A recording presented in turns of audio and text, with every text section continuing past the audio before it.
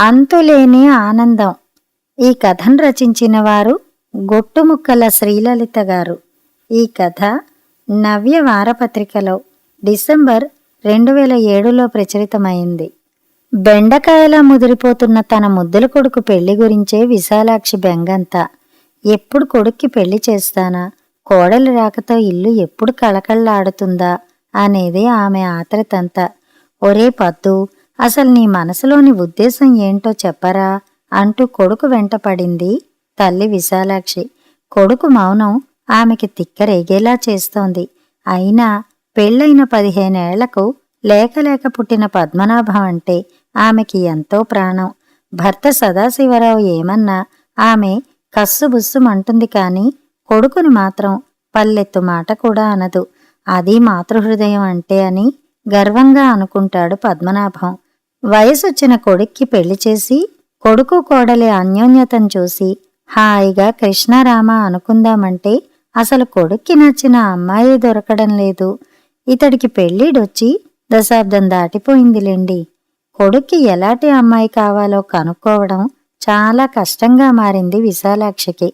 మన కథానాయకుడు పద్మనాభం పెళ్ళి వినాయకుడి పెళ్లిలా ఎప్పటికప్పుడు వాయిదా పడుతూనే ఉంది. అలాగని అతనికి నచ్చిన అమ్మాయి దొరికిందని కాదు. ఏ అమ్మాయిని చూసినా ఆమెలో ఏదో వంక పెట్టేస్తున్నాడు బ్రహ్మచారి పద్మనాభం. అసలు వాడికి ఎలాంటి అమ్మాయి కావాలో తెలియని అతని తల్లిదండ్రులకి పద్మనాభం పెళ్ళి వీడిపోని చిక్కుముడిలా ఉంది. అవి పద్మనాభం 60వ పెళ్లి చూపులు. అతనికి ఇప్పుడు 37 సరైన వయస్సులో వీడికి పెళ్లి చేస్తే ఈసరికి 2-3 పిల్లలతో ఇల్లంతా సందడిగా ఉండేదని విశాలాక్షి వాపోతూ ఉంటుంది. అయినా కొడుకులో మాత్రం ఎలాంటి చలనం ఉండడం లేదు.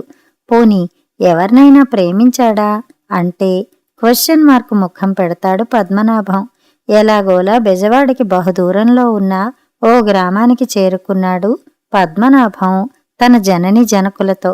రండి బావగారు, చాలా శ్రమపడి వచ్చారు, ఏమైనా తీసుకుంటారా అన్నాడు పెళ్లికూతురు తండ్రి పద్మనాభం జనకుడు సదాశివరావుతో.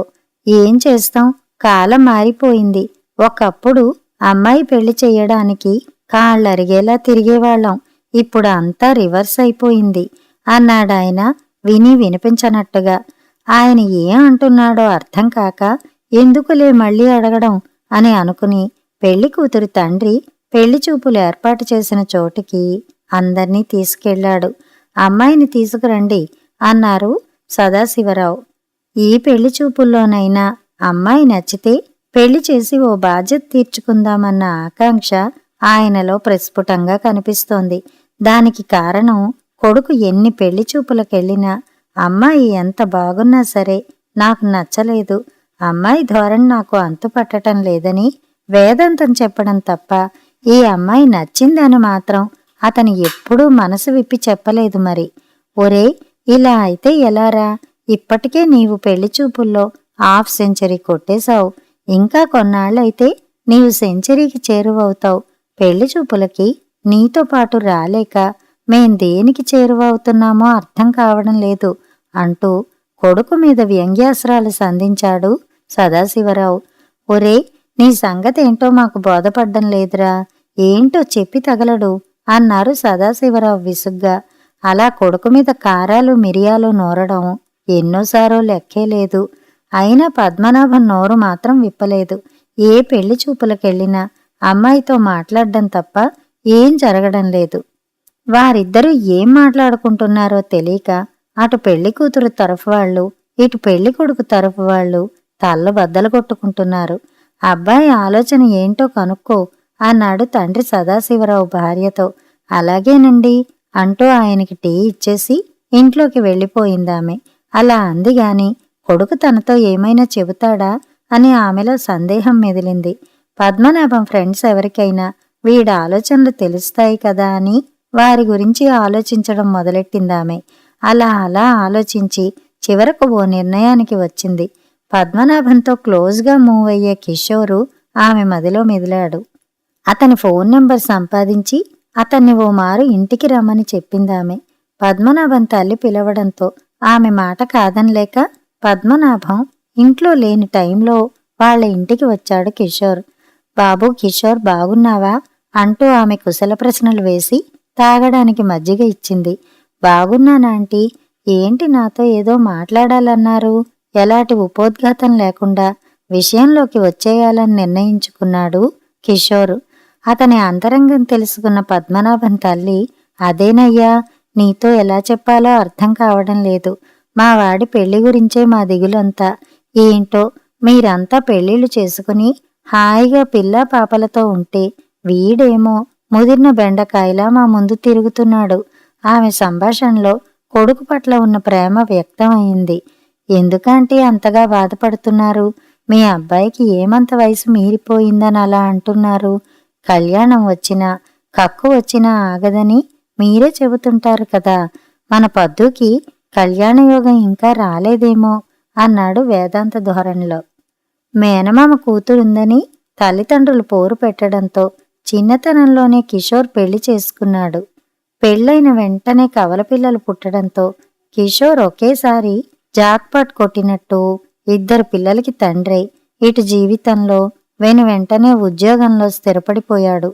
కిషోర్ మాటలతో ఆమె కాస్త ఊరడిల్లి మళ్లీ మనసు కర్తవ్యబోధ చేయడంతో పద్మనాభం మనసులో ఏముందో తెలుసుకోవాలని ఆలోచించింది. కిషోర్, నేనో మాట అడుగుతాను, చెబుతావా? అడగండి ఆంటీ, నా దగ్గర మీకు మొహమాటం దేనికి? నాకు తెలిసిందేమైనా ఉంటే తప్పకుండా చెబుతాను వినయంగా అన్నాడు కిషోర్. అలాగే అంటూ వంటింట్లోకి వెళ్ళి అతని కోసం కొన్ని స్నాక్స్, టీ తీసుకొచ్చిందామె. స్నాక్స్ తింటూ టీ తాగుతూ ఆమె చెప్పేది వినడానికి సంసిద్ధుడయ్యాడు కిషోరు. నా బాధంతా వాడి పెళ్లి గురించే అని తెలుసు కదా. ఇప్పటికే చాలా సంబంధాలు చూసాం. ఇక వాడికి సంబంధాలు వెతకలేకపోతున్నాం. అయినా వాడి మనసులో ఏముందో తెలిస్తే అలాంటి అమ్మాయిని వెతికి పెట్టవచ్చు. అదే తెలియడం లేదు. పెళ్లి చూపులకి వెళతాం.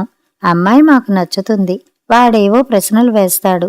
తర్వాత విషయం చెబుతామని బయటికి వచ్చేస్తాం. ఆ తర్వాత అమ్మాయి నచ్చలేదని చెబుతాడు. వారికి ఉత్తరం రాయడం, తిరిగి మళ్ళీ ఇంకో సంబంధం కోసం వెతకడం మామూలైపోయింది అంటూ ఆమె తన బాధను వ్యక్తం చేసింది. మిత్రుడి మనసులోని ఆలోచన ఏమై ఉంటుందా అని అతను ఆలోచిస్తున్నాడు. కాలేజీ రోజులు అతని కళ్ల ముందు మెదిలాయి. కాలేజీలో ఉన్నప్పుడు కిషోర్ పద్మనాభంలో ఎంతో క్లోజ్గా ఉండేవారు. కాలేజీకొచ్చిన తర్వాత అమ్మాయిల గురించి ఆలోచించే కిషోర్ మీద చికాకు పడేవాడు. అయినా అప్పుడప్పుడు అమ్మాయిల వంక దొంగచూపులు చూస్తుండేవాడు. ఒకరోజు అమ్మాయి ఎలా ఉంటే బావుంటుందని కిషోర్ని అడిగితే తనకు ఆల్రెడీ మేనమామ కూతురు ఉందని, ఇక వేరే అమ్మాయి గురించి ఆలోచించడం దండగని చెప్పుకొచ్చాడు.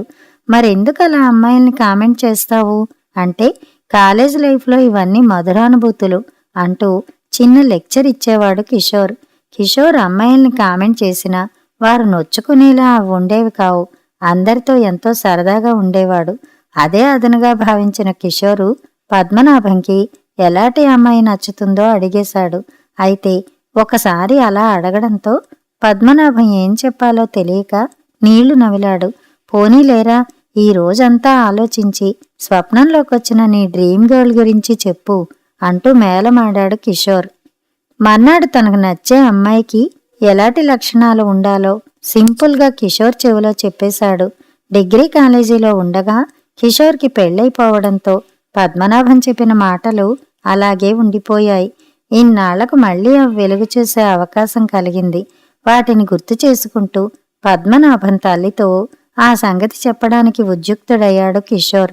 ఆంటీ, మీ అబ్బాయి ఎలాంటి కట్నం లేకుండా పెళ్లి చేసుకోవాలని అనుకుంటున్నాడు. అంతేకాదు, అతనికి కాబోయే భార్య అణకువగా ఉండాలనేవాడు. సిగ నిండా పూలు పెట్టుకుని బారెడు జడతో కనిపించాలని ఉందనేవాడు. మోడ్రన్ డ్రెస్సులంటే అతనికి చాలా చికాకుట.